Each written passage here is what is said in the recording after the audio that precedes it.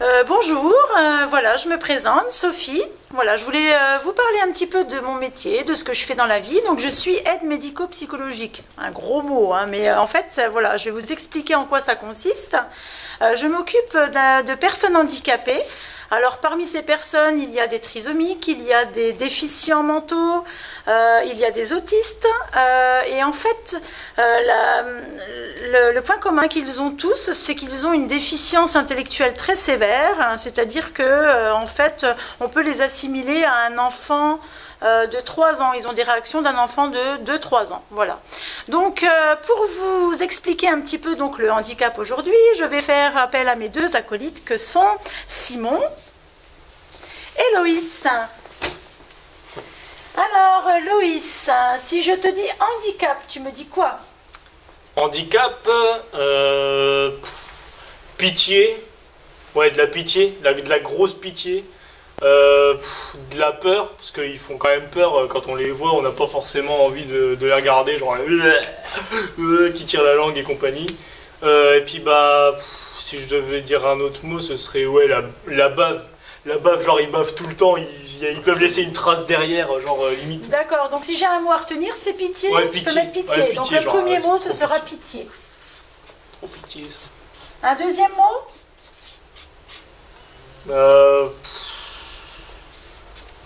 Mongol. Ouais, mongol, genre ouais, limite aussi triso. Parce que genre en fait ils sont. Enfin, l'impression ils sont dans un autre univers et ils sont là. Triso, mongol, puis ouais. Donc trisomie, ça te va? Trisomie, jamais? Deuxième mot, trisomie. Ouais, trisomie, ouais, c'est bien ça. Simon, toi, qu'est-ce que ça t'évoque, le mot handicap? Ce que ça m'évoque, je dirais différent. Ouais, différent, c'est un bon mot ça, pour les qualifier. Ouais. Parce que tu peux même pas leur parler parce qu'ils te comprennent pas, ils ont un âge mental de 3 ans. Tu peux même pas aligner 2 mots, aligner une phrase entière, tu peux pas avoir de sujet de discussion pertinent, tu peux rien faire avec en fait. Différent. Donc différent, je garde différent. Hein? Ouais, Ok, hyper troisième mot. différent même. Différent. Un dernier mot? Dernier mot, fauteuil roulant. Ouais, fauteuil roulant. Toujours obligé de les traîner dans les petits trucs, aller aux toilettes, etc. Fauteuil roulant. Fauteuil roulant, ça te va? Donc écoute, quatrième mot, fauteuil roulant. Ok, ben on va travailler avec ces mots-là. Ah ouais, c'est vrai ce que tu dis. Voilà. Numéro, c'est le numéro. Hein.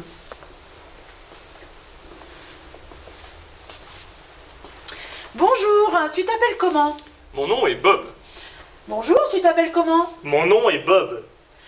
Et ton plat préféré, par-dessus tout? Moi, mon plat préféré, Oui. c'est glace à la fraise.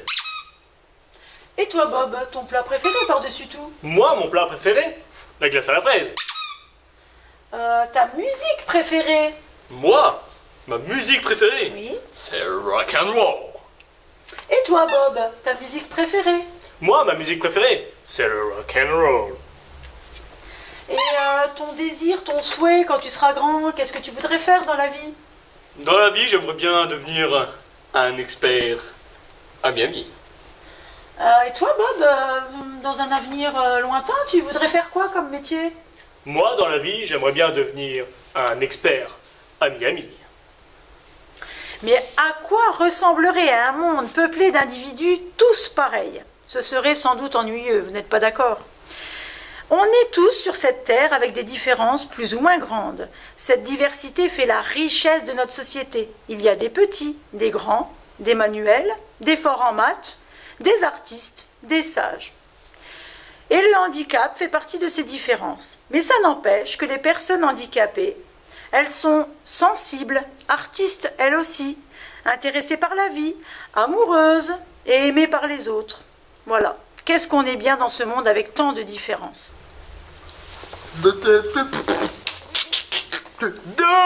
La tridomie. Alors Loïs, qu'est-ce que tu vois sur cette photo? Sur cette photo, je vois un trisomique. Eh ben, moi, je vois plutôt un enfant blond avec de beaux yeux bleus. Simon, qu'est-ce que tu vois sur cette photo? Personne handicapée. Bah moi, je vois plutôt un homme d'une quarantaine d'années avec un crâne rasé, un beau crâne rasé, hein, Jérémy, et un beau sourire. Voilà. Donc moi, ce que je voudrais vous faire passer comme message, c'est que la vie d'une personne handicapée ne se résume pas à son handicap. Il y a bien d'autres facettes de sa personnalité à découvrir.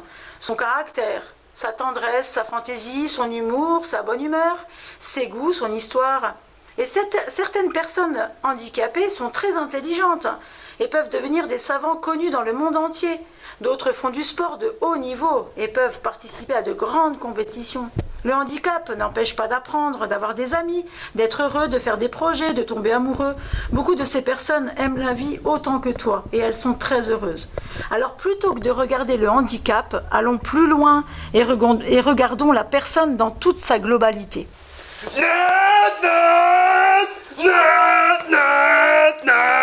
Fauteuil roulant. Alors Simon, si je te dis aveugle, tu me dis? Chien guide. Loïs, si je te dis handicap moteur, tu me dis? Fauteuil roulant. Simon, si je te dis surdité, tu me dis? Appareil auditif. Voilà. Alors maintenant, on ne parle plus de personnes handicapées, mais on parle de personnes en situation de handicap. Vous allez me dire c'est la même chose, mais pas vraiment. En fait, une personne se sent handicapée quand elle est dans un environnement qui l'empêche de faire les choses comme vous et moi. Aller chercher sa baguette de pain, descendre les escaliers, je sais pas, enfin écouter de la musique. Mais si on lui donne les aides techniques, comme on a vu tout de suite, il n'y a plus de problème et du coup, il n'y a plus de handicap. Donc tout dépend de l'environnement. Tu fais pitié. Alors comment réagir face à quand on voit toutes ces personnes handicapées, que ce soit dans la rue, que ce soit dans notre école, parce que dans notre classe, il y a bien souvent des jeunes comme ça qui sont bizarres, qu'on trouve bizarres, qui ont des réactions bizarres.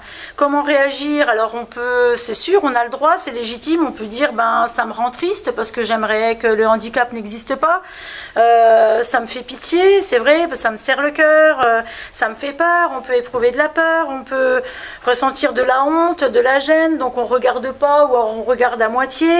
Moi, je crois qu'il faut simplement être bienveillant. Comment se comporter avec eux? Ben, comme avec les autres, le plus naturellement possible. Je vais vous raconter une petite histoire qui est assez parlante. Donc, c'est 3 scouts qui reviennent d'un camp et puis ils vont voir leur animateur et l'animateur dit au premier, qu'est-ce que tu as fait comme bonne action? Alors le premier dit j'ai aidé un aveugle à traverser. Bien, très bonne action. Le deuxième dit et toi, alors qu'est-ce que tu as fait comme bonne action? Qu'est-ce que tu me racontes? Alors pendant le camp, j'ai aidé mon copain à faire traverser à faire traverser l'aveugle. Ah bon, toi aussi? Et au troisième, donc il s'adresse au troisième, il lui dit et toi? Alors qu'est-ce que tu as fait comme bonne action? J'ai aidé mes 2 camarades à faire traverser un aveugle. Alors, du coup, l'animateur dit, mais je comprends pas, vous avez été 3 pour faire traverser cet aveugle. Oui, mais il voulait pas traverser. Alors, vous voyez que par cette histoire, on voit bien qu'il ne faut pas en faire de trop. Et ni trop peu. Il faut simplement être bienveillant et traiter les personnes en situation de handicap comme les autres. Et puis aussi, je voulais juste finir avec cette petite réflexion. Voilà, donc on peut voir vraiment qu'on est tous des créatures qui ont été créées par Dieu. Et en fait, un homme a dit à un moment donné, je te remercie Dieu parce que je suis une créature merveilleuse. Et je crois que on va s'arrêter là. Et c'est vrai que handicapés ou pas, on est tous des créatures merveilleuses. Voilà.